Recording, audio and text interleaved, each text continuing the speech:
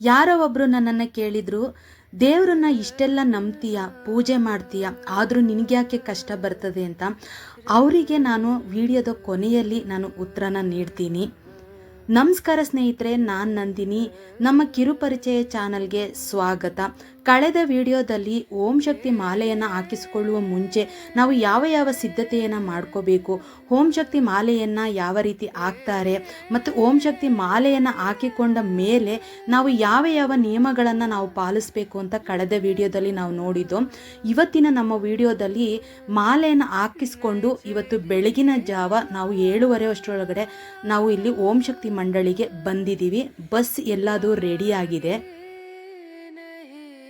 ಇವತ್ತಿನ ನಮ್ಮ ವಿಡಿಯೋದಲ್ಲಿ ನಾವು ಯಾವ ರೀತಿಯಾಗಿ ಇರುಮುಡಿಯನ್ನು ಹೊತ್ತು ನಾವು ಎಷ್ಟೊತ್ತಿಗೆ ಹೋಗಿ ನಾವು ಮೇಲ್ಮರುವತ್ತೂರಿಗೆ ತಲುಪ್ತೋ, ಹಾಗೆ ಅಮ್ಮನ ದರ್ಶನವನ್ನು ಮಾಡುವ ಮುಂಚೆ ನಾವು ಯಾವ ದೇವಸ್ಥಾನಗಳಿಗೆ ಅಥವಾ ಯಾವ ರೀತಿಯಾಗಿ ನಾವು ಹೋಗಿ ತಲುಪ್ತೋ, ಹಾಗೆ ದೇವಸ್ಥಾನವನ್ನು ತಲುಪಿದ ಮೇಲೆ ನಾವು ಯಾವ ರೀತಿಯಾಗಿ ದರ್ಶನವನ್ನು ಪಡೆದು ಅಲ್ಲಿ ಯಾವ ರೀತಿ ಭಕ್ತಾದಿಗಳು ಹೆಚ್ಚಾಗಿ ಇದ್ರ ಅಥವಾ ನಮಗೇನಾದರೂ ಲೇಟ್ ಆಯಿತಾ, ಪ್ರತಿಯೊಂದು ನಮಗೆ ರೂಮಿನ ವ್ಯವಸ್ಥೆ ಹೇಗಿತ್ತು, ಊಟದ ವ್ಯವಸ್ಥೆ ಹೇಗಿತ್ತು, ಹಾಗೆ ನಾವು ಮಾಲೆಯನ್ನು ತೆಗೆಸಿದ ಮೇಲೆ ನಾವು ಏನು ಮಾಡಬೇಕು ಅಂತ ಈ ವಿಡಿಯೋ ಮೂಲಕ ನಾವು ನೋಡ್ತಾ ಹೋಗೋಣ.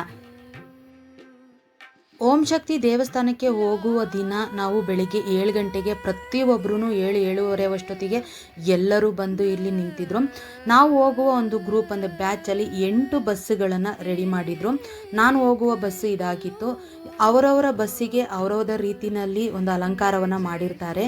ನೀವು ನೋಡ್ತಾ ಇರ್ಬೋದು, ಬಸ್ಸಿಗೆಲ್ಲ ಪೂಜೆಯನ್ನು ಮಾಡಿ ಯಾವುದೇ ಥರದ ವಿಘ್ನವನ್ನು ತರದೇನೆ ನಮ್ಮನ್ನು ಸುಭಿಕ್ಷವಾಗಿ ದೇವಸ್ಥಾನಕ್ಕೆ ತಲುಪಲಿ ಅಂತ ಅಮ್ಮನನ್ನು ಬೇಡ್ಕೊಳ್ತಾ ಬಸ್ಸಿಗೆ ಪೂಜೆಯನ್ನು ಮಾಡ್ತಾ ಇದ್ದಾರೆ. ಮೊದಲಿಗೆ ಆರತಿಯನ್ನು ಎತ್ತಿ ನಿಂಬೆಹಣ್ಣು 4 ಚಕ್ರಗಳಿಗೂ 4 ನಿಂಬೆಹಣ್ಣು ಇಟ್ಟು ಬೂದುಗುಂಬಳಕಾಯನ್ನು ಒಡೆದು ಒಂದು ಸುತ್ತು ಎಲ್ಲ ಶಕ್ತಿಗಳು ಕೂಡ ಬಸ್ಸನ್ನು ಸುತ್ತಿ ಒಳ್ಳೆ ಮನಸ್ಸಿನಿಂದ ನಮಸ್ಕಾರವನ್ನು ಮಾಡಿಕೊಂಡು ಮೊದಲಿಗೆ ಬಸ್ಸನ್ನು ಹತ್ತುತ್ತೀವಿ. ಇರುಮುಡಿಯಲ್ಲಿ ನಮ್ಮ ಹೆಸರು, ಬಸ್ ನಂಬರು, ಬಸ್ ಸೀಟಿನ ನಂಬರು ಕೂಡ ಅದರಲ್ಲಿ ಬರೆದಿರ್ತದೆ. ಹಾಗಾಗಿ ಅವರವರ ಸೀಟ್ನಲ್ಲಿ ಹೋಗಿ ಕುತ್ಕೋಬೇಕು. ಕುತ್ಕೊಳ್ಳುವ ಮುಂಚೆ ಲಗೇಜನ್ನು ಇಟ್ಟು ನಮ್ಮ ಇರುಮುಡಿಯನ್ನು ಒಂದು ಜಾಗದಲ್ಲಿ ಅಂದರೆ ಲಗೇಜ್ ಇಡುವ ಜಾಗದಲ್ಲಿ ಕೆಂಪು ಬಟ್ಟೆಯನ್ನು ಹಾಸಿ ಅದ್ರ ಮೇಲೆ ನಾವು ಇರುಮುಡಿಯನ್ನು ಇಟ್ಟು ನಂತರ ಅಮ್ಮನ ಏನು ನಾಮವನ್ನು ಜಪ ಮಾಡ್ತಾ ನಾವಿವಾಗ ಹೊರಟಿದ್ದೀವಿ. ಓಂ ಶಕ್ತಿ ದೇವಸ್ಥಾನಕ್ಕೆ ಹೋದ್ಮೇಲೆ ಮಾಲೆಯನ್ನು ತೆಗೆದು ನಾವು ಇರುಮುಡಿ ಕೊಟ್ಟಿದ ಮೇಲೆ ನಾವು ಡೈರೆಕ್ಟಾಗಿ ಮನೆಗೆ ಬರಬೇಕು ಅನ್ನುವ ಕಾರಣದಿಂದ ಹೋಗುವಾಗಲೇ ಹತ್ರ ಇರುವಂತಹ ದೇವಸ್ಥಾನಗಳನ್ನು ನೋಡ್ಕೊಂಡು ಹೋಗೋದು ಮಂಡಳಿಯಿಂದನೇ ಆಲ್ರೆಡಿ ಪ್ಲ್ಯಾನ್ ಮಾಡಿರ್ತಾರೆ. ಅದರಂತೆಯೇ ಎಲ್ಲ ದೇವಸ್ಥಾನಗಳಿಗೂ ಕರ್ಕೊಂಡು ಹೋಗ್ತಾರೆ. ಪ್ರತಿ ವರ್ಷವೂ ಕೂಡ ಹಾಗೆ ಮಾಡ್ತಾರೆ. ನಾವಿವಾಗ ಶಕ್ತಿಪೀಠವಾದ ಕಾಟೇರಮ್ಮನ ದೇವಸ್ಥಾನಕ್ಕೆ ಬಂದಿದ್ದೀವಿ. ಈ ದೇವಸ್ಥಾನ ಇರುವಂಥದ್ದು ಬೆಂಗಳೂರು ಗ್ರಾಮಾಂತರ ಜಿಲ್ಲೆ ಹೊಸಕೋಟೆ ತಾಲೂಕಿನ ಕಂಬಳಿಪುರದಲ್ಲಿರುವಂತಹ ಕಾಟೇರಮ್ಮನ ದೇವಸ್ಥಾನ. ಸಾಮಾನ್ಯವಾಗಿ ನಾನು ಯಾವುದೇ ದೇವಸ್ಥಾನಕ್ಕೆ ಹೋದ್ರೂ ಯಾವುದೇ ಜಾಗಕ್ಕೆ ಹೋದ್ರೂ ಆ ಜಾಗದ ವಿಶೇಷತೆಯನ್ನು ನನ್ನ ವಿಡಿಯೋದಲ್ಲಿ ನಾನು ತಿಳಿಸ್ತೀನಿ. ಈ ದೇವಸ್ಥಾನದ ವಿಶೇಷತೆ ಏನೆಂದರೆ ನೀವು ನೋಡ್ತಾ ಇರಬಹುದು, ಪ್ರತಿಯೊಂದು ಪತ್ರದಲ್ಲಿ ಅವರವರ ಕಷ್ಟಗಳನ್ನು, ಹಣಕಾಸಿನ ಸಮಸ್ಯೆ ಇರ್ಬೋದು, ಉದ್ಯೋಗದ ಸಮಸ್ಯೆ ಇರ್ಬೋದು, ಆರೋಗ್ಯದ ಸಮಸ್ಯೆ ಇರ್ಬೋದು, ಯಾವುದೇ ಸಮಸ್ಯೆ ಇದ್ರೂ ಅದನ್ನು ಒಂದು ಪತ್ರದಲ್ಲಿ ಬರೆದು ಇಲ್ಲಿ ಕಟ್ಟಿ ಹೋಗ್ತಾರೆ. ಇದು ಅಮ್ಮನ ಕಾಟೇರಮ್ಮನ ಮೂಲ ದೇವರು, ಮೂಲ ಅಮ್ಮ ಹೀಗಿರ್ತಾರೆ. ಕಾಟೇರಮ್ಮನ ದೇವಸ್ಥಾನ ಇಲ್ಲಿ ಶಕ್ತಿಪೀಠ ಆಗಿರೋದ್ರಿಂದ ಇಲ್ಲಿ ಮಾಟ ಮಂತ್ರ, ದೃಷ್ಟಿ ದೋಷ ಯಾವುದೇ ಆಗಲಿ, ಭೂತ ಪಿಸಾಚಿ ಯಾವುದೇ ಸಮಸ್ಯೆ ಇದ್ರೂ ಕೂಡ ಈ ಜಾಗಕ್ಕೆ ಬಂದು ಅದು ತಡೆಯನ್ನು ಒಡಿಸಿ ಅಥವಾ ದೃಷ್ಟಿನ ತೆಗೆಸಿದ್ರೆ ಸಮಸ್ಯೆ ಬಗೆಹರಿತದೆ ಎನ್ನುವ ನಂಬಿಕೆ ಇದೆ. ಹಾಗಾಗಿ ಇಲ್ಲಿ ಲಕ್ಷಾಂತರ ಜನ, ತುಂಬ ಜನ ಈ ದೇವಸ್ಥಾನಕ್ಕೆ ಭೇಟಿ ಕೊಡ್ತಾರೆ. ಪ್ರಪಂಚದಲ್ಲಿ ಅತಿ ಎತ್ತರವಾದಂತಹ 252 ಅಡಿ ಎತ್ತರದ ಪ್ರತ್ಯಂಗಿರಿ ಅಮ್ಮನ ವಿಗ್ರಹವನ್ನು ಇಲ್ಲಿ ನಿರ್ಮಾಣ ಮಾಡಲಾಗ್ತೈತೆ. ಅದು ನಿರ್ಮಾಣದ ಹಂತದಲ್ಲಿದೆ, ಇವಾಗ ಅರ್ಧದಲ್ಲಿ ಇದೆ, ಇನ್ನು ಅದು ಸಂಪೂರ್ಣವಾಗಿ ಅದು ಪೂರ್ಣಗೊಂಡಿಲ್ಲ. ನೀವು ನೋಡ್ತಾ ಇರ್ಬೋದು, ಇಲ್ಲಿ ತಡೆ ಹೊಡೆಯೋರು ಒಂಥರ ತಡೆ ಹೊಡೆಸ್ಕೋಬಹುದು, ನಿಂಬೆಹಣ್ಣಿನಿಂದ ದೃಷ್ಟಿಯನ್ನು ತೆಗೆಸ್ಕೊಳ್ಳೋವಂಥವ್ರು ದೃಷ್ಟಿ ತೆಗೆಸ್ಕೊತಾರೆ. ಇವಾಗ ಏನು ನೀವು ನೋಡ್ತಾ ಇದ್ದೀರಿ, ಇದು ಭದ್ರಕಾಳಿ ಅಮ್ಮನ ವಿಗ್ರಹ. ಸುಮಾರು 34 ಅಡಿ ಎತ್ತರವಿರುವಂತಹ ಅಮ್ಮನ ವಿಗ್ರಹ ಇದು. ಕಾಟೇರಮ್ಮನ ದೇವರ ದರ್ಶನ ಆದ ಮೇಲೆ ಅಮ್ಮನ ದೇವಸ್ಥಾನದ ಮುಂಭಾಗದಲ್ಲಿ ಇಲ್ಲಿ ಜೋಡಿ ಆಲದ ಮರ ಇದೆ. ಕಾಟೇರಮ್ಮನ ದರ್ಶನವಾದ ನಂತರ ದೇವಸ್ಥಾನದ ಮುಂಭಾಗದಲ್ಲಿ ಜೋಡಿ ಆಲದ ಮರ ಇದೆ. ಈ ಜೋಡಿ ಆಲದ ಮರದಲ್ಲಿ ಅಧಿದೇವತೆ ಕಾಟೇರಮ್ಮ, ಕ್ಷೇತ್ರಪಾಲಕ ಮುನೇಶ್ವರ ಇಲ್ಲಿ ನೆಲೆಸಿರೋದು ಅಂತ ನಂಬಲಾಗುತ್ತೆ. ಇದ್ರ ಒಳಗಡೆ ನೀವು ನೋಡ್ತಾ ಇರ್ಬೋದು ನವದುರ್ಗಿಯರ ಒಂದು ವಿಗ್ರಹಗಳನ್ನು ಇಲ್ಲಿ ಇಟ್ಟಿದ್ದಾರೆ. ನವ ಅಂದ್ರೇ 9. ಇಲ್ಲಿ 9 ಸುತ್ತು ಬಂದು ಅಂದರೆ 9 ವಾರ 9 ಸುತ್ತು ನಾವು ಆಲದ ಮರಕ್ಕೆ ಹಾಕಿದರೆ ಅಂದರೆ 9 ಸುತ್ತನ್ನು ನಾವು ಹಾಕಿದರೆ ನಮ್ಮ ಸಮಸ್ಯೆಗಳು ಬಗೆಹರಿತವೆ ಅನ್ನೋ ನಂಬಿಕೆಯಿಂದ ತುಂಬ ದೂರದಿಂದ ಬಂದು ಇಲ್ಲಿ ನೀವು ನೋಡ್ತಾ ಇರ್ಬೋದು ಎಷ್ಟೋ ಅರಕೆ ಕಾಯಿಗಳನ್ನ ಇಲ್ಲಿ ಕಟ್ಟಿದ್ದಾರೆ. ಈ ಜೋಡಿ ಆಲದ ಮರಕ್ಕೆ ಸುಮಾರು 350 ವರ್ಷಗಳ ಹಳೆಯದಾದ ಇತಿಹಾಸ ಇದೆ ಅಂತ ಹೇಳಲಾಗುತ್ತೆ. ಇದರ ಪೂರ್ತಿ ವಿಡಿಯೋನ ನಾನು ಆಲ್ರೆಡಿ ಹಾಕಿದ್ದೀನಿ, ನೀವು ಆ ವಿಡಿಯೋನು ಕೂಡ ನೋಡಬಹುದು. ಈ ದೇವಸ್ಥಾನ ಸುಮಾರು ಅಂದರೆ ಹೊಸಕೋಟೆಯಿಂದ ಸುಮಾರು 10ರಿಂದ 12 ಕಿಲೋಮೀಟರ್ ದೂರದಲ್ಲಿದೆ. ಈ ದೇವಸ್ಥಾನ ಶಕ್ತಿಪೀಠ ಆಗಿರೋದ್ರಿಂದ ಅಮಾವಾಸ್ಯೆ, ಪೌರ್ಣಮಿ, ಮಂಗಳವಾರ, ಶುಕ್ರವಾರ, ಭಾನುವಾರದಂದು ವಿಶೇಷವಾದ ಪೂಜೆಯನ್ನು ನೆರವೇರಿಸಲಾಗುತ್ತೆ. ಇನ್ನು ಬೆಳಿಗ್ಗೆ 6 ಗಂಟೆಯಿಂದ ರಾತ್ರಿ 8 ಗಂಟೆವರೆಗೂ ದೇವರ ದರ್ಶನವನ್ನು ನಾವು ಮಾಡಬಹುದು. ದೇವಸ್ಥಾನ ತೆರೆದಿರ್ತದೆ. ಹಾಗೆ ಇಲ್ಲಿ ಫ್ರೀ ದರ್ಶನ ಕೂಡ ಇರ್ತದೆ, ಯಾವುದೇ ಶುಲ್ಕ ಇರೋದಿಲ್ಲ. ಕಾಟೇರಮ್ಮನ ದೇವರ ದರ್ಶನ ಆದ ನಂತರ ನಮಗೆ ಅಲ್ಲೇ ಟಿಫನ್ ವ್ಯವಸ್ಥೆ ಮಾಡಲಾಗಿತ್ತು. ಅಲ್ಲೇ ತಿಂಡಿ ತಿಂದು ನಾವಿವಾಗ ಕೋಟಿಲಿಂಗೇಶ್ವರ ದೇವಸ್ಥಾನಕ್ಕೆ ಹೋಗ್ತಾ ಇದ್ದೀವಿ. ಇಲ್ಲಿ ಕೋಟಿಲಿಂಗೇಶ್ವರಕ್ಕೆ ನಾವು ಒಳಗಡೆ ಹೋಗಬೇಕು ಅಂದರೆ 20 ರೂಪಾಯಿ ಕೊಟ್ಟು ಎಂಟ್ರೆನ್ಸ್ ಫೀಸನ್ನು ತಗೊಂಡು ನಾವು ಒಳಗಡೆ ಹೋಗಿ ದರ್ಶನ ಮಾಡೋಕ್ಕೆ ಹೋಗಬೇಕಾಗುತ್ತೆ. ಇನ್ನು ಈ ದೇವಸ್ಥಾನದಲ್ಲಿ ನಾವು ದೇವರ ದರ್ಶನಕ್ಕೆ ಹೋಗಬೇಕು ಅಂತ ಅಂದರೆ ಇಲ್ಲಿ 20 ರೂಪಾಯಿ ಟಿಕೆಟನ್ನು ತಗೋಬೇಕಾಗುತ್ತೆ. ಫ್ರೀ ದರ್ಶನ ಕೂಡ ಇರುತ್ತೆ, ಆದರೆ ಅವರು ಹೇಳಿರುವಂತಹ ಸಮಯಕ್ಕೆ ಬಂದಾಗ ಮಾತ್ರ ಅಲ್ಲಿ ಫ್ರೀ ಇರ್ತದೆ. ಇಲ್ಲ ಅಂದರೆ 20 ರೂಪಾಯಿ ಟಿಕೆಟ್ ತಗೊಂಡು ಒಳಗಡೆ ಹೋಗಬೇಕು. ಕೋಟಿಲಿಂಗೇಶ್ವರ ಇರುವಂತಹದ್ದು ಕೋಲಾರ ಜಿಲ್ಲೆಯ ಬಂಗಾರಪೇಟೆ ತಾಲೂಕಿನ ಕಂಸಂದ್ರ ಗ್ರಾಮದಲ್ಲಿ ವಿಶ್ವವಿಖ್ಯಾತವಾಗಿರುವಂತಹ ಶಿವನ ದೇವಸ್ಥಾನವಿದು. ಕೋಟಿಲಿಂಗೇಶ್ವರ ನಮ್ಮ ಬೆಂಗಳೂರಿಂದ ಸುಮಾರು 90 ಕಿಲೋಮೀಟರ್ ದೂರದಲ್ಲಿ ಇರುವಂತಹ ಜಾಗ. ಕೋಟಿಲಿಂಗೇಶ್ವರದ ಈ ಜಾಗದ ವಿಶೇಷತೆ ಏನಂದರೆ ಇಲ್ಲಿಗೆ ಭೇಟಿ ನೀಡಿದ ಪ್ರತಿಯೊಬ್ಬ ಭಕ್ತರು ತಮ್ಮ ಇಷ್ಟಾರ್ಥಗಳು ನೆರವೇರಿದ ನಂತರ ಶಿವಲಿಂಗವನ್ನು ಇಲ್ಲಿ ಪ್ರತಿಷ್ಠಾಪಿಸುತ್ತಾರೆ. ಆದ್ದರಿಂದ ಇಲ್ಲಿ ಶಿವಲಿಂಗಗಳ ಸಂಖ್ಯೆ ನಿರಂತರವಾಗಿ ಹೆಚ್ಚುತ್ತಲೇ ಇರುತ್ತಂತೆ.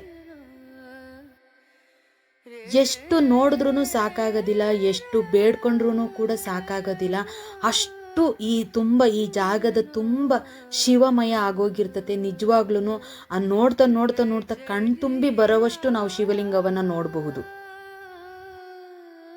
ಕೋಟಿಲಿಂಗೇಶ್ವರದ ಈ ಜಾಗ ತ್ರೇತಾಯುಗದ ಕಾಲದಿಂದಲೂ ಇರುವಂತಹ ಪವಿತ್ರ ಕ್ಷೇತ್ರವೆಂದು ನಂಬಲಾಗುತ್ತೆ.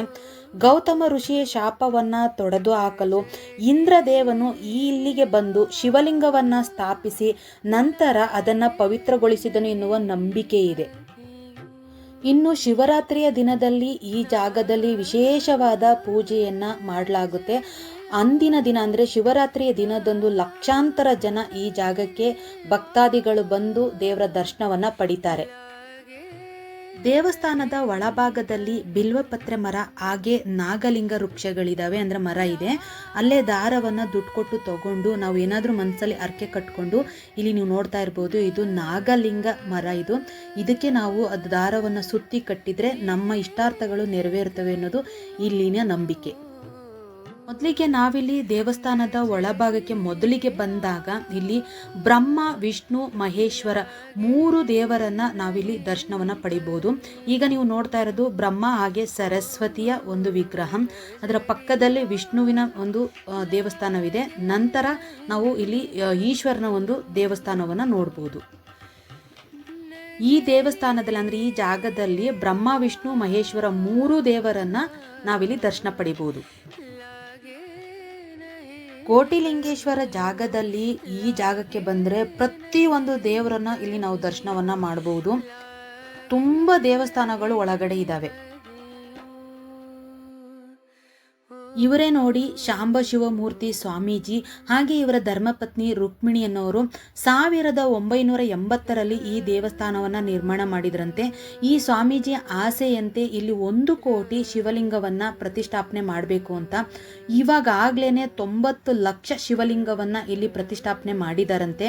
ಇನ್ನು ಉಳಿದ 10 ಲಕ್ಷ ಮಾತ್ರ ಪ್ರತಿಷ್ಠಾಪನೆಯನ್ನ ಮಾಡಬೇಕಂತೆ, ಕೋಟಿ ಲಿಂಗಗಳ ಆಗೋದಿಕ್ಕೆ. ಇಲ್ಲಿ ತ್ರಿಮೂರ್ತಿಗಳನ್ನ ದರ್ಶನವಾದ ನಂತರ ನೀವು ನೋಡ್ತಾ ಇರಬಹುದು, ಇಲ್ಲಿ ಮೂಲ ಸ್ಥಾನ, ಶಿವನ ಮೂಲ ಸ್ಥಾನಕ್ಕೆ ನಾವು ಒಳಗಡೆ ಹೋಗ್ತಾ ಇದೀವಿ. ಬನ್ನಿ ದೇವರ ದರ್ಶನ ಮಾಡ್ಕೊಂಡು ಬರೋಣ. ಇಲ್ಲಿ ಶಿವನ ಮೂಲ ಸ್ಥಾನದ ದೇವಸ್ಥಾನದ ಒಳಗಡೆ ನಾವು ಹೋದಾಗ ಒಂದು ಕಡೆ ನವಗ್ರಹಗಳ ಒಂದು ದೇವಸ್ಥಾನವನ್ನ ನೋಡಬಹುದು, ಇನ್ನೊಂದು ಕಡೆ ಸುಬ್ರಹ್ಮಣ್ಯ ಸ್ವಾಮಿಯ ಒಂದು ದೇವಸ್ಥಾನವನ್ನ ನೋಡಬಹುದು. ಹಾಗೆ ಒಳಗಡೆ ಹೋಗ್ತಿದ್ದಂಗೆನೆ ನಾವು ಇಲ್ಲಿ ಮೂಲ ಸ್ಥಾನವಾದ ಶಿವನನ್ನ ನಾವು ದರ್ಶನ ಮಾಡಬಹುದು.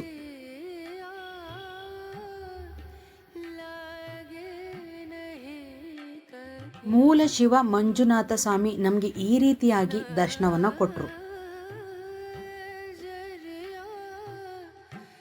ಈ ಜಾಗಕ್ಕೆ ಬಂದರೆ ನಾವು ದೇವಾನುದೇವತೆಗಳ ದರ್ಶನವನ್ನು ನಾವು ಪಡಿಬೋದು.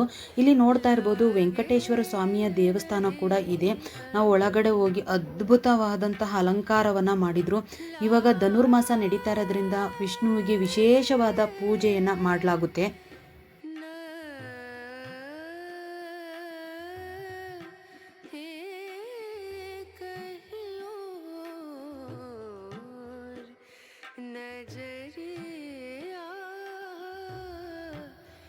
ಇಲ್ಲಿ ಅನ್ನಪೂರ್ಣೇಶ್ವರಿ ದೇವಸ್ಥಾನ, ಅಯ್ಯಪ್ಪ ಸ್ವಾಮಿ ದೇವಸ್ಥಾನ, ನೀವು ಪ್ರತಿಯೊಂದು ದೇವರನ್ನು ಕೂಡ ಇಲ್ಲಿ ನೋಡಬಹುದು. ಗಣೇಶನ ವಿಗ್ರಹ, ಸುಬ್ರಹ್ಮಣ್ಯ ಸ್ವಾಮಿ ದೇವಸ್ಥಾನ, ಹಾಗೆ ಇಲ್ಲಿ ಅನ್ನಪೂರ್ಣೇಶ್ವರಿ ದೇವಸ್ಥಾನದ ಒಳಗಡೆ ಹೋದರೆ ನಾವಿಲ್ಲಿ ಅಕ್ಕಿಯನ್ನು ಕೊಡ್ತಾರೆ, ಅದನ್ನು ನಾವು ತಂದು ಮನೆಯಲ್ಲಿ ಇಟ್ಕೊಂಡು ಪೂಜೆಯನ್ನು ಮಾಡ್ಬೋದು. ಅದು ಇಲ್ಲಿ ಒಂದು ವಿಶೇಷತೆ. ಇಲ್ಲಿ ನೀವು ನೋಡ್ತಾ ಇರ್ಬೋದು ಸಂತೋಷ ಮಾತಾ, ಪಾಂಡುರಂಗ ದೇವಸ್ಥಾನ, ಪಂಚಮುಖಿ ಗಣಪತಿ, ಹಾಗೆ ರಾಮಚಂದ್ರ, ಹೀಗೆ ಅನೇಕ ದೇವಸ್ಥಾನಗಳನ್ನು ನಾವು ಇಲ್ಲಿ ನೋಡಬಹುದು. ನಾವು 20 ರೂಪಾಯಿ ಕೊಟ್ಟರೆ ನೀವು ನೋಡ್ತಾ ಇರ್ಬೋದು ಶಿವಲಿಂಗಕ್ಕೆ ನಮ್ಮ ಕೈಯಿಂದನೇ ಒಂದು ತೀರ್ಥವನ್ನು ಅಂದರೆ ನೀರನ್ನು ಹಾಕಿಸ್ತಾರೆ. ಅದೊಂದು ಖುಷಿ ಅನಿಸುತ್ತೆ, ನಾವೇ ಕೈಯಾರ ಒಂದು ಶಿವಲಿಂಗದ ಮೇಲೆ ನೀರನ್ನು ಹಾಕಿಸುವಂಥದ್ದು. ಇಲ್ಲಿ ಪ್ರತಿಯೊಂದು ದೇವರನ್ನ ನಾವು ನೋಡಬಹುದು. ಕೋಟಿಲಿಂಗೇಶ್ವರದಲ್ಲಿ ಇರುವಂತಹ ದೊಡ್ಡ ಲಿಂಗ ಇದು ಸುಮಾರು 108 ಅಡಿ ಎತ್ತರವಿರುವಂತಹ ದೊಡ್ಡ ಲಿಂಗವಾಗಿರ್ತದೆ. ಇಲ್ಲಿರುವ ಲಿಂಗಗಳಿಗಿಂತ ಇದೇ ದೊಡ್ಡ ಲಿಂಗ. ದೊಡ್ಡ ಲಿಂಗದ ಮುಂದೆ ನಂದಿ ಇದೆ. ಇದು ಸುಮಾರು 32 ಅಡಿ ಎತ್ತರವಿರುವಂತಹ ನಂದಿಯ ವಿಗ್ರಹವಾಗಿರ್ತದೆ.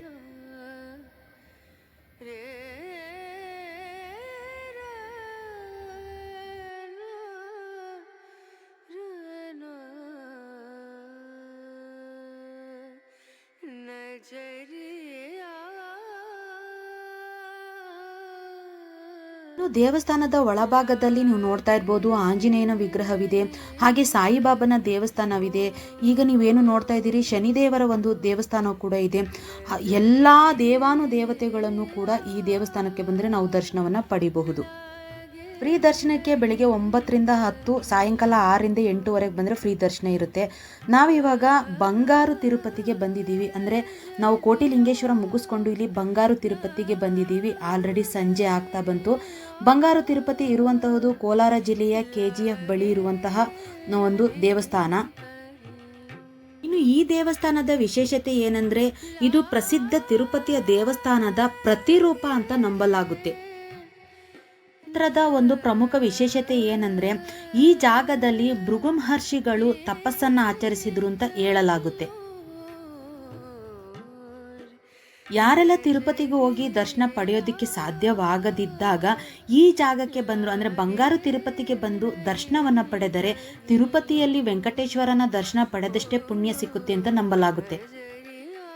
ದೇವಸ್ಥಾನದ ಒಳಭಾಗದಲ್ಲಿ ಒಂದು ಕಲ್ಯಾಣಿ ಇದೆ. ಅಲ್ಲಿ ನಾವು ಕೈಕಾಲು ಮುಖವನ್ನು ತೊಳೆದು ಇವಾಗ ನಾವು ಬೆಟ್ಟವನ್ನು ಹತ್ತಿ ಮೇಲ್ಗಡೆ ಹೋಗಬೇಕು. ಇಲ್ಲಿ ಶ್ರೀನಿವಾಸ ಬೆಟ್ಟದ ಮೇಲೆ ನೆಲೆಸಿದ್ದಾರೆ.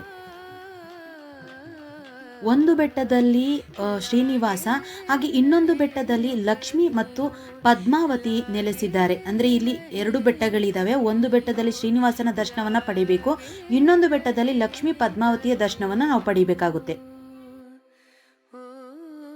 ಮೊದಲಿಗೆ ನಾವಿಲ್ಲಿ ಬೆಟ್ಟವನ್ನು ಹತ್ತಿ ನಾವು ಮೇಲ್ಗಡೆ ಹೋಗುವಾಗ ಇಲ್ಲಿ ಬೆಟ್ಟದಲ್ಲಿನೇ ಪಂಚಮುಖಿ ಆಂಜನೇಯ ಸ್ವಾಮಿಯ ಒಂದು ಚಿತ್ರಣವನ್ನು ಚಿತ್ರಿಸಿದ್ದಾರೆ. ನಾವು ಪಾದವನ್ನು ಮುಟ್ಟಿ ನಮಸ್ಕರಿಸಿ ನಂತರ ನಾವು ಶ್ರೀನಿವಾಸನ ದರ್ಶನಕ್ಕೆ ಹೋಗಬೇಕಾಗುತ್ತೆ. ಇಲ್ಲಿರುವ ಶ್ರೀನಿವಾಸನ ಇನ್ನೊಂದು ವಿಶೇಷತೆ ಏನಂದರೆ ಶ್ರೀನಿವಾಸ ನೋಡೋದಕ್ಕೆ ತುಂಬ ಮನೋಹರವಾಗಿದ್ದು ಇಲ್ಲಿ ವೆಂಕಟೇಶ್ವರ ಸ್ವಾಮಿ ಏಕಾಂತ ಶ್ರೀನಿವಾಸ ಎಂಬ ಹೆಸರಿನಿಂದ ಪೂಜಿಸಲ್ಪಡುತ್ತಾರಂತೆ. ಇಲ್ಲಿರುವ ಶ್ರೀನಿವಾಸ ಒಂಟಿಯಾಗಿ ಇರುವಂಥದ್ದು, ಅಂದರೆ ಲಕ್ಷ್ಮೀ ಪದ್ಮಾವತಿ ಇಲ್ಲದೇನೆ ಇಲ್ಲಿ ಒಂಟಿಯಾಗಿ ಭಕ್ತಾದಿಗಳಿಗೆ ಇಲ್ಲಿ ದರ್ಶನವನ್ನು ಕೊಡ್ತಾರೆ. ಈ ಜಾಗದ ವಿಶೇಷತೆ ಏನಂದರೆ, ಉಡುಪಿಯ ಶ್ರೀಕೃಷ್ಣನಂತೆ ಇಲ್ಲಿ ಕಿಟಕಿಯ ರಂಧ್ರಗಳ ಮೂಲಕ 6 ರಂಧ್ರಗಳ ಮೂಲಕ ಸ್ವಾಮಿಯ ದರ್ಶನವನ್ನು ನಾವು ಪಡಿಬೇಕಾಗುತ್ತೆ. ಈ ಕಿಟಕಿಯ ಮೂಲಕ ನಾವು ದೇವರ ದರ್ಶನವನ್ನು ಪಡೆಯುವುದರ ಅರ್ಥ ಏನಂದರೆ, ಕಾಮ, ಕ್ರೋಧ, ಲೋಭ, ಮೋಹ, ಮದ, ಮತ್ಸರ ಎಂಬ ಅರಿಷಡ್ವರ್ಗಗಳ ಮರೆಯುವ ಸಂಕೇತವಾಗಿ ನಾವು ಸ್ವಾಮಿಯನ್ನು ಕಿಟಕಿಯ 6 ರಂಧ್ರಗಳ ಮೂಲಕ ನಾವಿಲ್ಲಿ ಸ್ವಾಮಿಯ ದರ್ಶನವನ್ನು ಪಡಿಬೇಕಾಗುತ್ತೆ. ಶ್ರೀನಿವಾಸನ ದರ್ಶನವಾದ ನಂತರ ದೇವಸ್ಥಾನದ ಮುಂಭಾಗದಲ್ಲಿ ಲಕ್ಷ್ಮಿಯ ದೇವಸ್ಥಾನವಿದೆ. ಲಕ್ಷ್ಮಿ ಹಾಗೆ ಪದ್ಮಾವತಿ ದೇವಸ್ಥಾನಕ್ಕೆ ಹೋಗಿ ನಾವು ಇಲ್ಲಿ ದರ್ಶನವನ್ನು ಪಡಿಬೇಕಾಗುತ್ತೆ. ಬಂಗಾರು ತಿರುಪತಿ ದರ್ಶನವಾದ ನಂತರ ನಾವು ಮೇಲ್ಮರುವತ್ತೂರಿಗೆ ಹೊರಟು ಆಲ್ರೆಡಿ ಕತ್ಲೆ ಆಯ್ತಾ ಬಂತು, ರಾತ್ರಿ ಆಗಿತ್ತು. ರಾತ್ರಿ 11 ಗಂಟೆಗೆ ನಮಗೆ ಊಟದ ವ್ಯವಸ್ಥೆಯನ್ನು ಮಾಡಲಾಗಿತ್ತು.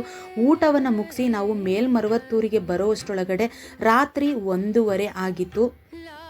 ನಮ್ಮ ಒಂದು ಬಸ್ಸಿಗೆ ಈ ರೀತಿಯಾಗಿ ನಮಗೆ ಒಂದು ರೂಮನ್ನು ಕೊಟ್ಟಿದ್ರು. ರೂಮಲ್ಲಿ ಮಲ್ಗೋದಿಕ್ಕೆ ಚಾಪೆ ದಿಂಬನ್ನು ಕೊಟ್ಟಿರ್ತಾರೆ. ನೀವು ಉಪಯೋಗಿಸೋದಾದ್ರು ಉಪಯೋಗಿಸೋಬೋದು, ಇಲ್ಲ ಅಂತ ಅಂದರೆ ನಿಮ್ಮದೇ ಆದಂತಹ ಒಂದು ಕೆಂಪು ವಸ್ತ್ರವನ್ನು ಕೆಳಗಡೆ ಹಾಸಿ ಮಲಗಬಹುದು. ಆಲ್ರೆಡಿ 1:30 ಆಗಿರೋದ್ರಿಂದ ನಾವು ಮಲ್ಗೋದಿಕ್ಕೆ ಹೋಗಲಿಲ್ಲ. ಹಾಗಾಗಿ ನಾವು ಸ್ನಾನ ಮಾಡೋದಕ್ಕೆ ಹೋದೋ. ಅಂದರೆ ಇಲ್ಲಿ ತಣ್ಣೀರಿನ ಸ್ನಾನವನ್ನು ಮಾಡಬೇಕಾಗುತ್ತೆ. ನಮಗೆ ಟೋಕನ್ ಕೊಟ್ಟ ಮೇಲೇ ನಾವು ದೇವರ ದರ್ಶನವನ್ನು ಪಡಿಬೇಕಾಗುತ್ತೆ. ದೇವರ ದರ್ಶನಕ್ಕೆ ಟೋಕನ್ ಬಹುಮುಖ್ಯ. ಹಾಗೆ ಊಟಕ್ಕೂ ಕೂಡ ಟೋಕನ್ ಕೊಡ್ತಾರೆ, ಎರಡಕ್ಕೂ ಸೇರಿಸಿ ಟೋಕನ್ ಕೊಡ್ತಾರೆ. ಇಲ್ಲಿ ಕಳೆದ ವರ್ಷದಲ್ಲಿ ನಮಗೆ 4:15 ಟೋಕನ್ ಕೊಟ್ಟಿದ್ರು, ಆದರೆ ಈ ವರ್ಷ ನಮಗೆ 5:15 ನಮಗೆ ಟೋಕನ್ ಕೊಟ್ಟರು. ಇವಾಗ ಟೋಕನ್ ಸಿಕ್ಕಿದ ಮೇಲೆ ನಾವಿವಾಗ ಅಮ್ಮನ ದರ್ಶನಕ್ಕೆ ಹೋಗ್ತಾ ಇದ್ದೀವಿ. ಟೋಕನ್ ಈ ರೀತಿಯಾಗಿರ್ತದೆ, ಒಂದು ಅಮ್ಮನ ದರ್ಶನಕ್ಕೆ, ಹಾಗೆ ಇನ್ನೊಂದು ಊಟಕ್ಕೆ ಈ ರೀತಿಯಾಗಿ ನಮಗೆ ಟೋಕನ್ ಕೊಟ್ಟಿರ್ತಾರೆ. ಟೋಕನ್ ಇಲ್ದಲೇ ಅಮ್ಮನ ದರ್ಶನಕ್ಕಾಗಲಿ ಅಥವಾ ಊಟಕ್ಕಾಗಲಿ ಬಿಡೋದಿಲ್ಲ. ಟೋಕನ್ ಬಹುಮುಖ್ಯವಾಗಿರ್ತದೆ. ಇದು ಮಂಡಳಿಯವರೇ ನಮಗೆ ಟೋಕನ್ ತಂದು ಕೊಡುವಂಥದ್ದು. ಇವಾಗ ಅಮ್ಮನ ದರ್ಶನಕ್ಕೆ ನಾವು ಹೋಗ್ತಾ ಇದ್ದೀವಿ. ಬೆಳಗಿನ ಜಾವ ಆಲ್ರೆಡಿ 5:30 ಆಗಿದೆ. ಇವಾಗ ಅಮ್ಮನ ದರ್ಶನಕ್ಕೆ ಹೋಗ್ತಾ ಇದ್ದೀವಿ. ಅಲ್ಲಿ ಹೋದಾಗ ಯಾವ ರೀತಿಯಾಗಿ ನಾವು ದರ್ಶನವನ್ನು ಪಡ್ಕೊಂಡು ಅಂತ ನೋಡೋಣ ಬನ್ನಿ. ಇದು ದೇವಸ್ಥಾನದ ಮುಂಭಾಗ. ನಮಗೆ ದೇವಸ್ಥಾನದ ಹತ್ತಿರ ಇರುವಂತೆಯೇ ನಮಗೆ ರೂಮನ್ನು ಕೊಟ್ಟಿರ್ತಾರೆ. ನಾವು ಸ್ವಲ್ಪ ದೂರ ಅಂದರೆ 5ರಿಂದ 10 ನಿಮಿಷದೊಳಗಡೆ ನಾವು ದೇವಸ್ಥಾನವನ್ನು ತಲುಪಬಹುದು. ಆದರೆ ದೇವಸ್ಥಾನದ ಒಳಗಡೆ ನಾವು ಸುತ್ತೋದಕ್ಕೆ ಸುಮಾರು 1 ಗಂಟೆ ಆದರೂ ತಗೊಳ್ತದೆ ಅಮ್ಮನ ದರ್ಶನವನ್ನು ಪಡೆಯೋದಕ್ಕೆ. ಕಳೆದ ವರ್ಷ ನಮಗೆ 4:15 ಟೋಕನ್ ಸಿಕ್ಕಿತ್ತು. ನಮಗೆ 2 ಗಂಟೆ ಆಯಿತು ದರ್ಶನ ಮಾಡೋದಕ್ಕೆ. ಆದರೆ ಈ ವರ್ಷ ನಮಗೆ ಟೋಕನ್ ಸಿಕ್ಕಿದ್ದೇ 5:30, ಆದರೆ 6:30 ಅಷ್ಟರೊಳಗಡೆ ನಮಗೆ ದರ್ಶನ ಆಗಿತ್ತು. ಈ ವರ್ಷ ಅಷ್ಟು ಜನ ಇರಲಿಲ್ಲ, ಯಾಕೆಂದರೆ ಇವಾಗಲೇ ಮಾಲೆಯನ್ನು ಹಾಕಿಸ್ಕೊತಾ ಇರೋದ್ರಿಂದ ಅಷ್ಟು ಜನ ಇಲ್ಲ. ಇನ್ಮೇಲೆ ಏನಾದರೂ ಜಾಸ್ತಿ ಆಗ್ಬೋದು, ಆದರೆ ನಮಗೆ ಬಹುಬೇಗ ಅಮ್ಮನ ದರ್ಶನ ಆಯಿತು. ಯಾರೆಲ್ಲ ಮೊದಲ ಬಾರಿ ಓಂ ಶಕ್ತಿ ಮಾಲೆಯನ್ನು ಹಾಕಿಸ್ಕೊಂಡು ಅಮ್ಮನ ದರ್ಶನಕ್ಕೆ ಹೋಗ್ತಿರೋ, ಇಲ್ಲಿ ಸ್ವಲ್ಪ ನೀವು ಹುಷಾರಾಗಿರಬೇಕು. ಯಾಕೆ ಅಂದರೆ ಗೊತ್ತಿರೋರ ಜೊತೆನೇ ಹೋಗಬೇಕು. ಮೊದಲ ಬಾರಿ ನೀವು ಹೋಗ್ತಾ ಇರೋದ್ರಿಂದ ಎಲ್ಲಿ ಇರುಮುಡಿಯನ್ನು ಕೊಡಬೇಕು, ಹಾಗೆ ಎಲ್ಲಿ ಮಾಲೆಯನ್ನು ತೆಗಿಬೇಕು, ಅಮ್ಮನ ದರ್ಶನವನ್ನು ಹೇಗೆ ಮಾಡಬೇಕು ಅನ್ನೋದು ಗೊತ್ತಿರೋದಿಲ್ಲ ನಿಮಗೆ. ಗೊತ್ತಿರೋರ ಜೊತೆ ಹೋದಾಗ ಅವರು ಹೇಳ್ಕೊಡ್ತಾರೆ. ಅದರಂತೆ ನೀವು ಅಮ್ಮನ ದರ್ಶನವನ್ನು ಬೇಗ ಮಾಡ್ಬೋದು. ಸುಮಾರು ದೂರ ಇಲ್ಲಿ ಓಂ ಶಕ್ತಿ ಅಂತ ಅಂದ್ಕೊಂಡೆ ನಾವು ಒಳಗಡೆ ಹೋಗ್ತಾನೆ ಇರಬೇಕು. ಇಲ್ಲಿ ಟೋಕನ್ ಇಲ್ದಲೇ ಯಾರನ್ನೂ ದರ್ಶನಕ್ಕೆ ಬಿಡೋ ಅಂಥದ್ದಿಲ್ಲ. ಮೊದಲಿಗೆ ನಮ್ಮನ್ನು ಕೇಳೋ ಅಂಥದ್ದೇ ಟೋಕನ್ನು. ನಾವು ಟೋಕನ್ ತೋರಿಸಿದ ಮೇಲೇ ನಮ್ಮನ್ನು ಒಳಗಡೆ ಬಿಡುವಂಥದ್ದು.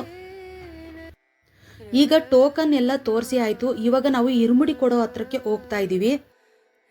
ಮೊದಲಿಗೆ ನಾವು ಇಲ್ಲಿ ತೆಂಗಿನಕಾಯಿ ಮತ್ತು ಅಕ್ಕಿಯನ್ನು ಎತ್ಕೊಂಡು ಒಂದು ಹತ್ರಕ್ಕೆ ನಾವು ಅಕ್ಕಿಯನ್ನು ಕೊಡಬೇಕಾಗುತ್ತೆ. ಹಾಗೆ ಇನ್ನು ಅರಿಶಿಣದ ಕೊಂಬು, ಅರಿಶಿಣ, ಕುಂಕುಮ, ನಿಂಬೆಹಣ್ಣು ಏನು ಕೊಟ್ಟಿರ್ತಾರೋ ಅದನ್ನು ಒಂದು ಹತ್ರ ಇಡಬೇಕಾಗುತ್ತೆ. ಹಾಗೆ ತೆಂಗಿನಕಾಯಿಯನ್ನು ನಾವು ಕೈಯಲ್ಲಿ ಇಟ್ಕೊಂಡು ಅಲ್ಲಿ ತೆಂಗಿನಕಾಯಿಯನ್ನು ಒಡೆಯೋದಕ್ಕೆ ಕೊಡಬೇಕಾಗುತ್ತೆ. ನಮ್ಮ ಅಕ್ಕಿಯನ್ನು ತಗೊಂಡು ಅವರ ಅಕ್ಕಿಯನ್ನು ಸ್ವಲ್ಪ ನಮ್ಮ ಚೀಲದೊಳಗೆ ಅಂದರೆ ಇರುಮುಡಿ ಬ್ಯಾಗ್ ಒಳಗಡೆ ಹಾಕ್ತಾರೆ. ಅದನ್ನು ನಾವು ಹುಷಾರಾಗಿ ಇಟ್ಕೋಬೇಕು. ಹಾಗೆ ಕುಂಕುಮವನ್ನು ಕೊಡ್ತಾರೆ. ನಂತರ ನಾವು ತಗೊಂಡೋಗಿರೋ ತೆಂಗಿನಕಾಯಿನ ಒಡೆದು ಅವರೊಂದು ಭಾಗ ಇಟ್ಕೊಂಡು ಒಂದು ಅಂದರೆ ತಲೆ ಕಡೆ ಭಾಗವನ್ನು ನಮಗೆ ಕೊಡ್ತಾರೆ. ಅದನ್ನು ನಾವು ಇರುಮುಡಿ ತಗೊಂಡೋಗಿರೋ ಬ್ಯಾಗ್ ಒಳಗಡಿಗೆ ಹಾಕಿ ಹುಷಾರಾಗಿ ಕಟ್ಕೊಂಡು ತರಬೇಕಾಗುತ್ತೆ. ಅಮ್ಮನ ದರ್ಶನ ಮಾಡೋದಕ್ಕೆ ನಮಗೆ ಸ್ವಲ್ಪ ಟೈಮ್ ಸಿಕ್ಕಿರ್ತದೆ. ನೀವು ಬಹುಮುಖ್ಯವಾಗಿ ಅಮ್ಮನ ಮಾಲೆ ಮಾಲೆಯನ್ನು ಹಾಕಿಸಿಕೊಳ್ಳುವಾಗ ಏನು ನೀವು ಸಂಕಲ್ಪ ಮಾಡ್ಕೊಂಡಿರ್ತೀರೋ, ಅಂದರೆ ನಿಮ್ಮ ಮನಸ್ಸಿನಲ್ಲಿ ಆರೋಗ್ಯ ಆಗಲಿ, ಉದ್ಯೋಗ ಆಗಲಿ ಅಥವಾ ಕುಟುಂಬದ ಸಮಸ್ಯೆ ಆಗಲಿ, ಏನು ಸಮಸ್ಯೆ ಅದು ಬಗೆಹರಿದು ನಿಮಗೆ ಒಳ್ಳೇದಾಗಬೇಕು ಅಂತ ಸಂಕಲ್ಪ ಮಾಡ್ಕೊಂಡಿರ್ತೀರೋ, ಮಾಲೆಯನ್ನು ತೆಗೆಯುವಾಗಲೂ ಕೂಡ ಅದೇ ಆಗಿರಬೇಕು. ಇರುಮುಡಿಯನ್ನು ನಾವು ಸಲ್ಲಿಸಿದ ಮೇಲೆ ಇರುಮುಡಿ ಬ್ಯಾಗನ್ನು ನಮ್ಮ ಕೈಯಲ್ಲಿ ಹಾಕೋದಿಕ್ಕೆ ಹೇಳ್ತಾರೆ. ಹಾಗೆ ಮಾಲೆಯನ್ನು ಕೈಯಲ್ಲಿ ಇಟ್ಕೊಳ್ಳೋಕೆ ಹೇಳ್ತಾರೆ. ಅಮ್ಮನ ಮುಂದೆ ದರ್ಶನ ಮಾಡ್ತಾ ನಾವು ಮೂಲ ವಿಗ್ರಹದ ಮೇಲೆ ನೀರನ್ನು ಹಾಕ್ತಾರೆ. ಆವಾಗ ನಿಮ್ಮ ಸಂಕಲ್ಪವನ್ನು ಅಮ್ಮನಿಗೆ ಹೇಳ್ಬಿಡಬೇಕು.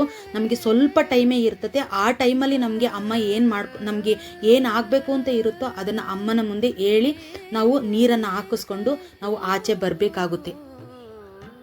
ಅಲ್ಲಿ ಅಮ್ಮನ ದರ್ಶನಕ್ಕೆ 1 ನಿಮಿಷ ಅಥವಾ 2 ನಿಮಿಷ ಅಷ್ಟೇ ನಮಗೆ ಟೈಮ್ ಇರುತ್ತೆ. ಅಮ್ಮನ ದರ್ಶನವಾದ್ಮೇಲೆ ಅಲ್ಲಿ ನಮಗೆ ಕುತ್ಕೊಳ್ಳೋದಕ್ಕೂ ಬಿಡೋದಿಲ್ಲ, ದೇವಸ್ಥಾನದೊಳಗಡೆ ನಿಂತ್ಕೊಳ್ಳೋಕ್ಕೂ ಬಿಡಲ್ಲ. ಸ್ವಲ್ಪ ಹೊತ್ತು ನಿಂತ್ಕೋಬೋದು, ಆದರೆ ಕುತ್ಕೊಳ್ಳೋಕ್ಕಂತೂ ಬಿಡೋದಿಲ್ಲ. ದೇವಸ್ಥಾನದ ಹೊರಗೆ ಬಂದ ಮೇಲೆ ನೀವು ಏನಾದ್ರೂ ಮನಸ್ಸಲ್ಲಿ ಅನ್ಕೋಬೋದು. ದೇವಸ್ಥಾನದ ಮುಂಭಾಗದಲ್ಲಿ ಪ್ರತ್ಯಂಗಿರಿ ಅಮ್ಮನ ಒಂದು ದೇವಸ್ಥಾನವಿದೆ.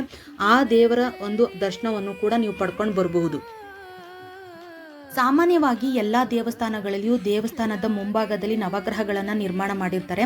ಆದರೆ ಓಂ ಶಕ್ತಿ ದೇವಸ್ಥಾನದ ಮುಂಭಾಗದಲ್ಲಿ ನೀವು ನೋಡ್ತಾ ಇರ್ಬೋದು, ಪ್ರತ್ಯಂಗಿರಿ ಅಮ್ಮನ ವಿಗ್ರಹವನ್ನು ಇಟ್ಟಿದ್ದಾರೆ. ಯಾಕೆ ಅಂದರೆ ಓಂ ಶಕ್ತಿ ತಾಯಿ ಶಕ್ತಿ ದೇವತೆ ಆಗಿರೋದ್ರಿಂದ ನವಗ್ರಹಗಳಿಂದ ಬರುವಂತಹ ದೋಷಗಳನ್ನು ಕೂಡ ಪರಿಹಾರ ಮಾಡುವ ಶಕ್ತಿ ಅಮ್ಮನಿಗೆ ಇದೆ ಅನ್ನೋ ಕಾರಣದಿಂದ ಪ್ರತ್ಯಂಗಿರಿ ಅಮ್ಮನ ಒಂದು ವಿಗ್ರಹವನ್ನು ಇಟ್ಟಿದ್ದಾರೆ. ಅಮ್ಮನ ದರ್ಶನವಾದ ನಂತರ ನೀವು ನೋಡ್ತಾ ಇರ್ಬೋದು, ಇಲ್ಲಿ ಲಡ್ಡು ಪ್ರಸಾದವನ್ನು 100 ರೂಪಾಯಿಗೆ 5 ಲಡ್ಡು ಪ್ರಸಾದವನ್ನು ಕೊಡಲಾಗುತ್ತೆ. ನಾವು ಬೆಳಿಗ್ಗೆ 5:15 ಹೊರಟು ಸುಮಾರು 6:30-7 ಗಂಟೆ ಅಷ್ಟರೊಳಗಡೆ ಅಮ್ಮನ ದರ್ಶನವಾಯಿತು. ಅಮ್ಮನ ದರ್ಶನವಾಗಿ ಇವಾಗ ನಾವು ಅನ್ನ ಪ್ರಸಾದಕ್ಕೆ ಹೋಗ್ತಾ ಇದ್ದೀವಿ. ಇಲ್ಲಿನೂ ಅಷ್ಟೇ, ಅನ್ನ ಪ್ರಸಾದಕ್ಕೆ ಟೋಕನ್ ಇಲ್ದಲೆ ಅಂದರೆ ಟಿಕೆಟ್ ಇಲ್ದಲೇ ನಿಮ್ಮನ್ನು ಒಳಗಡೆ ಬಿಡೋದಿಲ್ಲ. ಅದನ್ನು ನೋಡಿಬಿಟ್ಟೇ ನಿಮ್ಮನ್ನು ಒಳಗಡೆ ಬಿಡ್ತಾರೆ. ಇವಾಗ ನಾವು ಅನ್ನ ಪ್ರಸಾದವನ್ನು ಊಟ ಮಾಡಿ ನಂತರ ನಾವಿಲ್ಲಿ ಹೊರಗಡೆ ಬರ್ತಾ ಇದ್ದೀವಿ. ಅನ್ನ ಪ್ರಸಾದವನ್ನು ಊಟ ಮಾಡಿದ ಮೇಲೆ ನಿಮ್ಗೆ ಹೊರಗೆ ಹೋಗೋದಕ್ಕೆ ಇದೇ ಜಾಗದಲ್ಲಿ ಬಿಡ್ತಾರೆ. ಇಲ್ಲಿ ನೀವು ಏನು ಬೇಕಾದ್ರೂ ಶಾಪಿಂಗ್ ಮಾಡ್ಬೋದು, ಅದು ಏನಾದರೂ ಪರ್ಚೇಸ್ ಮಾಡ್ಕೋಬೋದು. ಇಲ್ಲಿ ಹಲ್ವಾ, ತಿನ್ನುವಂತಹ ಎಲ್ಲ ಲಡ್ಡು, ಹಾಗೆ ಚಿಪ್ಸು, ಅದು ಇದು ಎಲ್ಲದೂ ಇರ್ತದೆ. ಹಾಗೆ ಮಕ್ಕಳಿಗೆ ಆಟದ ಸಾಮಾನುಗಳು ಇರ್ತದೆ. ಹಾಗೆ ದೇವರ ಸಾಮಾನುಗಳು ಕೂಡ ಇಲ್ಲಿ ನೀವು ತಗೋಬೋದು. ಹಾಗೆ ನಡ್ಕೊಂಡು ಬಂದರೆ ಇಲ್ಲಿ ನೀವು ಅಮ್ಮನ ಮೂಲ ಸ್ಥಾನ ಪುತ್ತುಕೋವಿಲ್ ಅಂತ ಇರುತ್ತೆ. ಒಂದು ದೇವಸ್ಥಾನದಿಂದ ಒಂದು 10 ನಿಮಿಷ ನೀವು ವಾಕಬಲ್ ಡಿಸ್ಟೆನ್ಸು, ನೀವು ನಡ್ಕೊಂಡು ಹೋಗಿ ಅಲ್ಲಿ ಅಮ್ಮನ ದರ್ಶನವನ್ನು ಪಡಿಬಹುದು. ಇದೇ ಅಮ್ಮನ ಮೂಲ ಸ್ಥಾನ. ಇವಾಗ ನಾವು ಪುತ್ತುಕೋವಿಲ್ ಒಳಗಡೆ ಹೋಗ್ತಾ ಇದ್ದೀವಿ, ಅಂದರೆ ಅಮ್ಮನ ಮೂಲ ಸ್ಥಾನದ ಒಳಗಡೆ ನಾವು ಹೋಗ್ತಾ ಇದ್ದೀವಿ. ಸುಮಾರು ದೂರ ನಾವು ನಡ್ಕೊಂಡು ಹೋಗ್ಬೇಕಾಗುತ್ತೆ. ಓಂ ಶಕ್ತಿ ದೇವಸ್ಥಾನದಿಂದ ಈ ದೇವಸ್ಥಾನಕ್ಕೆ ಬರೋದಕ್ಕೆ ಸುಮಾರು ಒಂದು 1/2 ಕಿಲೋಮೀಟ್ರ್ 3/4 ಕಿಲೋಮೀಟ್ರ್ ಆಗುತ್ತೆ. ನಾವು ಒಳಗಡೆ ನಡ್ಕೊಂಡು ಹೋಗ್ತಾ ಇದ್ದೀವಿ ಇವಾಗ. ಓಂ ಶಕ್ತಿ ತಾಯಿಯ ಮೂಲ ಸ್ಥಾನ ಈ ಜಾಗ ಆಗಿರ್ತದೆ. ಇದೇ ಜಾಗದಲ್ಲಿ ಅಮ್ಮ ಉದ್ಭವ ಮೂರ್ತಿಯಾಗಿ ಹುಟ್ಟಿದ್ದು. ನೀವೇನು ಇವಾಗ ನೋಡ್ತಾ ಇದ್ದೀರಿ, ಇದೇ ಜಾಗದಲ್ಲಿ ಅಮ್ಮ ಒಂದು ಉದ್ಭವ ಮೂರ್ತಿಯಾಗಿ, ಅಂದರೆ ಗುಂಡುಕಲ್ಲು ರೀತಿಯಲ್ಲಿ ಬೇವಿನ ಮರದ ಕೆಳಗಡೆ ಒಂದು ಹುತ್ತ ಇದೆ. ಹುತ್ತದ ಪಕ್ಕದಲ್ಲಿ ಗುಂಡುಕಲ್ಲು ರೀತಿಯಲ್ಲಿ ಉದ್ಭವ ಮೂರ್ತಿಯಾಗಿ ಅಮ್ಮ ಹುಟ್ಟಿದ್ದು ಇದೇ ಜಾಗದಲ್ಲಿ. ಓಂ ಶಕ್ತಿ ತಾಯಿಯ ಮೂಲ ಸ್ಥಾನ ಈ ಜಾಗ. ಇದು ಅಮ್ಮನ ಮೂಲ ಸ್ಥಾನ ಆಗಿರೋದ್ರಿಂದ ಇಲ್ಲಿ ಒಂದು ವಿಶೇಷತೆ ಏನು ಅಂದರೆ, ಇಲ್ಲಿ ದೀಪಗಳನ್ನು ನಾವು ಹಚ್ಚಬಹುದು. ಹಾಗೆ ಇಲ್ಲಿ ನೀರನ್ನು ಕೊಡ್ತಾರೆ. ಅದನ್ನು ಅಮ್ಮನ ಮೂಲ ವಿಗ್ರಹದ ಮೇಲೆ, ಅಂದರೆ ಅಮ್ಮನ ಒಂದು ಉದ್ಭವ ಮೂರ್ತಿಯ ಮೇಲೆ ನಾವು ನೀರನ್ನು ಹಾಕ್ಬೋದು. ಹಾಗೆ ಅರ್ಕೆ ದಾರವನ್ನು ನಾವು ಇಲ್ಲಿ ಅರಳಿಕಟ್ಟೆ ಕಾಣಿಸ್ತಾ ಇದೆಯಲ್ಲ, ಅದು ಅರ್ಕೆ ಕಟ್ಕೊಂಡು ನಾವು ಅಲ್ಲಿ ಒಂದು ಅರ್ಕೆ ದಾರವನ್ನು ಕೂಡ ಅರಳಿ ಮರದ ಸುತ್ತಲೂ ನಾವು ಕಟ್ಟಬಹುದು. ಅಮ್ಮನ ದೇವಸ್ಥಾನದ, ಅಂದರೆ ಓಂ ಶಕ್ತಿ ದೇವಸ್ಥಾನದ ಪಕ್ಕದಲ್ಲಿ ಒಂದು ಧ್ಯಾನ ಮಂದಿರ ಇದೆ. ನಾನು ಈ ಸಲ ಹೋಗೋಕ್ಕಾಗಲಿಲ್ಲ, ಮುಂದಿನ ಸಲಿಗೆ ಆದರೆ ನಾನು ಅದನ್ನು ವಿಡಿಯೋ ಮಾಡಿ ಹಾಕ್ತೀನಿ. ದಯವಿಟ್ಟು ಯಾರೆಲ್ಲ ಓಂ ಶಕ್ತಿ ದೇವಸ್ಥಾನಕ್ಕೆ ಹೋಗ್ತಿರೋ ಅಲ್ಲಿ, ಅಂದರೆ ಧ್ಯಾನ ಮಂದಿರಕ್ಕೆ ಹೋಗಿ ಧ್ಯಾನವನ್ನು ಮಾಡಿ ಬನ್ನಿ. ಮಾಲೆಯನ್ನು ತೆಗೆದು ಇರುಮುಡಿ ಸಲ್ಲಿಸಿದ ಮೇಲೆ, ಅಮ್ಮನ ದರ್ಶನವಾದ ಮೇಲೆ ನಾವು ಯಾವುದೇ ದೇವಸ್ಥಾನಕ್ಕೆ ಹೋಗಬಾರ್ದು, ಡೈರೆಕ್ಟಾಗಿ ಮನೆಗೆ ಬರಬೇಕು. ಹಾಗಾಗಿ ನಾವು ಇವಾಗ ಬೆಂಗಳೂರಿಗೆ ಹೊರಟಿದ್ದೀವಿ. ದೇವಸ್ಥಾನದಿಂದ ಮನೆಗೆ ಬಂದಾಗ ಮನೆಯಲ್ಲಿ ಫಸ್ಟು ಒಳಗೆ ಹೋಗುವ ಮುಂಚೆ ನಿಂಬೆಹಣ್ಣಿನಿಂದ ಅಥವಾ ಕೆಂಪು ನೀರಿನಿಂದ ದೃಷ್ಟಿಯನ್ನು ತೆಗೆಸ್ಕೊಂಡು ನಂತರ ನಾವು ಮನೆ ಒಳಗಡೆ ಹೋಗಬೇಕಾಗುತ್ತೆ. ಇರುಮುಡಿ ಸಲ್ಲಿಸಿದ ಮೇಲೆ ಮನೆಗೆ ಬಂದ ಮೇಲೆ ನಾವು ಏನು ಮಾಡಬೇಕು ಅನ್ನೋದು ಇವಾಗಲೇ ಬಹುಮುಖ್ಯವಾದದ್ದು. ನಾನು ರಾತ್ರಿ ಬರೋದು ಆಲ್ರೆಡಿ ಲೇಟ್ ಆಗಿರೋದ್ರಿಂದ ನಾನು ಮನೆ ಒಳಗಡೆ ಬಂದು ಸ್ವಲ್ಪ ಹೊತ್ತು ಕೂತಿದ್ದು, ನಂತರ ಎದ್ದು ಕೈಕಾಲು ಮುಖ ಎಲ್ಲ ತೊಳೆದು ಅಮ್ಮನಿಗೆ ಒಂದು ಹಣ್ಣನ್ನು ಇಟ್ಟು ನಾನು ಪೂಜೆಯನ್ನು ಮಾಡಿ ಮಾಲೆಯನ್ನು ತೆಗೆದಲೇ ಹಾಗೆ ಮಲಗಿಬಿಟ್ಟೆ. ದೇವಸ್ಥಾನದಿಂದ ನಾವು ಮನೆ ಒಳಗಡೆ ಬಂದ ತಕ್ಷಣಕ್ಕೆ ನಾವು ಕಾಲನ್ನು ತೊಳಿಬಾರ್ದು. ನಾವು ಬಂದು ಸ್ವಲ್ಪ ಹೊತ್ತು ಕೂತು ನಂತರ ಕೈಕಾಲು ಮುಖವೆಲ್ಲ ತೊಳೆದು ಅಮ್ಮನಿಗೆ ಒಂದು ಗ್ಲಾಸ್ ಹಾಲು ಅಥವಾ ಒಂದೇನಾದರೂ ಹಣ್ಣನ್ನು ಇಟ್ಟು ನಾವು ಪೂಜೆಯನ್ನು ಮಾಡಬೇಕಾಗುತ್ತೆ. ನಾನಿವಾಗ ಒಂದು ಹಣ್ಣನ್ನು ಇಟ್ಟು ಅಮ್ಮನಿಗೆ ನಾನು ಪೂಜೆಯನ್ನು ಮಾಡಿದ್ದೀನಿ. ಇವಾಗ ಬೆಳಿಗ್ಗೆ ಎದ್ದು ಸ್ನಾನವನ್ನು ಮಾಡಿ ಇವಾಗ ಅಮ್ಮನಿಗೆ ತಾನು ಕೊಟ್ಟಿರುವಂತಹ, ನೀವು ನೋಡ್ತಾ ಇರ್ಬೋದು, ಇರುಮುಡಿ ಬ್ಯಾಗಲ್ಲಿ ಕುಂಕುಮ, ಅಕ್ಕಿ ಹಾಗೆ ತೆಂಗಿನಕಾಯಿನ ಕೊಟ್ಟಿದ್ದಾರೆ. ಅಕ್ಕಿಯನ್ನು ಸ್ವಲ್ಪ ಅಕ್ಕಿನ ಕಟ್ಟಿ ನೀವು ಅಕ್ಕಿಯ ಒಂದು ಡಬ್ಬಿ ಒಳಗಡೆ ಸ್ವಲ್ಪ ಇಟ್ಕೋಬೇಕಾಗುತ್ತೆ. ಉಳಿದ ಅಕ್ಕಿಗೆ ನಮ್ಮ ಮನೆಯಲ್ಲಿರುವಂತಹ ಅಕ್ಕಿಯನ್ನು ಸೇರಿಸಿ ಮನೆಯವರಿಗೆ ಎಷ್ಟು ಆಗಬೇಕೋ ಅಷ್ಟನ್ನು ಈ ತೆಂಗಿನಕಾಯಿಯನ್ನು ಉಪಯೋಗಿಸಿ ಇವಾಗ ನಾನು ಪೊಂಗಲನ್ನು ಮಾಡ್ತಾ ಇದ್ದೀನಿ. ಅಂದರೆ ಸಿಹಿ ಪೊಂಗಲನ್ನು ಮಾಡಿ ಅಮ್ಮನಿಗೆ ನೈವೇದ್ಯವಾಗಿ ಇಟ್ಟು ಪೂಜಿಸಬೇಕಾಗುತ್ತೆ. ಸಿಹಿ ಪೊಂಗಲನ್ನು ಮಾಡಿ ತಂದಿರುವಂತಹ ಲಡ್ಡು, ಕುಂಕುಮ ಎಲ್ಲವನ್ನು ಇಟ್ಟು ಅಮ್ಮನಿಗೆ ಪೂಜೆಯನ್ನು ಮಾಡಬೇಕಾಗುತ್ತೆ. ನಂತರ ನಮ್ಮ ಮಾಲೆಯನ್ನು ತೆಗೆದು ಅಮ್ಮನ ಫೋಟೋಗೆ ಈ ರೀತಿಯಾಗಿ ಹಾಕಿ ನಾವು ಪೂಜಿಸಬೇಕಾಗುತ್ತೆ. ಹಾಗೆ ನಾವು ಮಾಡಿರುವಂತಹ ಪೊಂಗಲ್ ಅಂದರೆ ಸಿಹಿ ಪೊಂಗಲನ್ನು ನಮ್ಮ ಮನೆಯವರು ಮಾತ್ರ ಅದನ್ನು ತಿನ್ನಬೇಕಾಗುತ್ತೆ, ಬೇರೆಯವರಿಗೆ ಯಾರಿಗೂ ಕೊಡಬಾರ್ದು. ಕಷ್ಟಗಳು ಬಂದಾಗಲೇ ಗೊತ್ತಾಗೋದು ನಮ್ಮ ಜೊತೆ ಯಾರು ಇರ್ತಾರೆ, ಯಾರು ಬರ್ತಾರೆ ಅಂತ. ಕಷ್ಟ ನಮ್ಮನ್ನು ಇನ್ನೂ ಗಟ್ಟಿ ಮಾಡುತ್ತೆ, ಜೀವನದ ಪಾಠವನ್ನು ನಮಗೆ ಕಲಿಸುತ್ತೆ. ದುಡ್ಡು ಇಲ್ಲದವನಿಗೆ ದುಡ್ಡು ಇಲ್ಲವಲ್ಲ ಅನ್ನೋ ಚಿಂತೆ ಆದರೆ ದುಡ್ಡು ಇದ್ದವನಿಗೆ ನಾನಾ ಚಿಂತೆ ಇರುತ್ತೆ. ಪ್ರತಿಯೊಬ್ಬರ ಜೀವನದಲ್ಲೂ ಒಂದಲ್ಲ ಒಂದು ರೀತಿ ಕಷ್ಟಗಳು ಬಂದು ಹೋಗಿರ್ತವೆ. ನಮಗಿಂತ ಮೇಲಿರೋರನ್ನ ನೋಡಿ ಬೇಜಾರು ಮಾಡ್ಕೊಳ್ಳೋದ್ಕಿಂತ ನಮಗಿಂತ ಕಷ್ಟದಲ್ಲಿರುವವ್ರನ್ನ, ನಮಗಿಂತ ಕೆಳಗಿರೋರನ್ನ ನೋಡಿ ದೇವ್ರ ಹತ್ರ ಬೇಡ್ಕೊಳ್ಳೋದು ಒಂದೇನೆ. ಎಷ್ಟೇ ಕಷ್ಟ ಬಂದ್ರೂ ಅದನ್ನು ಎದುರಿಸೋಷ್ಟು ಶಕ್ತಿ ಕೊಡು ತಾಯಿ ಅಂತ. ಜೀವನ ಅಂದ್ರೇ ಒಂದು ಸಮುದ್ರ ಇದ್ದಂತೆ, ಅದನ್ನು ಈಜೋದು ಬಹಳ ಕಷ್ಟ. ಈಜಿ ದಡ ಸೇರಿದ್ರೇ ಅದೇನೇ ಜೀವನ. ಜೀವನದಲ್ಲಿ ಜೀವಿಸುವುದು ಮುಖ್ಯವಲ್ಲ, ನಾವು ಯಾವ ರೀತಿ ಜೀವಿಸಿದ್ದೇವೆ ಅನ್ನೋದು ಮುಖ್ಯ. ಜೀವನದಲ್ಲಿ ಯಶಸ್ಸು ಸಾಧಿಸಬೇಕಾದ್ರೆ ಸಮಯ ಬಹಳ ಮುಖ್ಯವಾಗಿರ್ತದೆ. ನಮಗಾಗಿ ನಾವು ಜೀವಿಸೋದಕ್ಕಿಂತ ನಾವು ಬೇರೆಯವರಿಗಾಗಿ ಜೀವಿಸುವುದೇ ಜೀವನ. ನಮ್ಮ ನೋವನ್ನು ಮರೆತು ಆ ನೋವಿನೊಳಗೆ ಬೇರೆಯವರಿಗೆ ಸಂತೋಷವನ್ನು ನೀಡೋದೇ ಜೀವನ. ಮೊದಲು ನಮ್ಮ ಹೊಟ್ಟೆ ತುಂಬಿಸಿಕೊಂಡು ನಂತರ ಸಾಧ್ಯವಾದರೆ ಹಸಿದವರಿಗೆ ಊಟ ನೀಡೋದೇ ಜೀವನ. ನಮ್ಮ ಜೀವನ ಅರ್ಥಪೂರ್ಣವಾಗಬೇಕಾದ್ರೆ ನನ್ನೆಲ್ಲ ಕಷ್ಟಗಳನ್ನು ತೋರಿಸಿಕೊಳ್ಳದೆ ಬೇರೆಯವರ ಜೊತೆ ಸಂತೋಷವಾಗಿ ಜೀವಿಸುವುದೇ ಜೀವನ. ಎಲ್ಲ ಪ್ರಶ್ನೆಗಳಿಗೂ ಉತ್ತರ ಸಿಕ್ತು ಅಂತ ಅಂದ್ಕೋತೀನಿ. ತಾಯಿ ಜಗನ್ಮಾತೆ ಓಂ ಶಕ್ತಿ ಪ್ರತಿಯೊಬ್ಬರಿಗೂ ಒಳ್ಳೆಯದನ್ನು ಮಾಡಲಿ, ಆರೋಗ್ಯ ಆಯುಷ್ಯ ಕೊಟ್ಟು ಕಾಪಾಡಲಿ ಅಂತ ಬೇಡ್ಕೊಂತ ಈ ವಿಡಿಯೋನ ಮುಗಿಸ್ತಾ ಇದ್ದೀನಿ. ಈ ವಿಡಿಯೋ ಎಲ್ಲರಿಗೂ ಇಷ್ಟ ಆಯಿತು ಅಂತ ಅಂದ್ಕೋತೀನಿ. ಯಾರಿಗೆಲ್ಲ ಇಷ್ಟ ಆಯಿತು ದಯವಿಟ್ಟು ಲೈಕ್ ಕೊಟ್ಟು ಹಾಗೆ ಓಂ ಶಕ್ತಿ ಅಂತ ಕಮೆಂಟ್ಸ್ ಮೂಲಕ ತಿಳಿಸಿ. ಯಾರೆಲ್ಲ ಸಬ್ಸ್ಕ್ರೈಬ್ ಆಗದಲ್ಲಿ ವಿಡಿಯೋ ನೋಡ್ತಾ ಇದ್ದೀರಿ ದಯವಿಟ್ಟು ಸಬ್ಸ್ಕ್ರೈಬ್ ಮಾಡ್ಕೊಂಡು ವಿಡಿಯೋ ನೋಡಿ ಅಂತ ಹೇಳ್ತಾ ವಿಡಿಯೋನ ಮುಗಿಸ್ತಾ ಇದ್ದೀನಿ. ಓಂ ಶಕ್ತಿ ಪರಾಶಕ್ತಿ.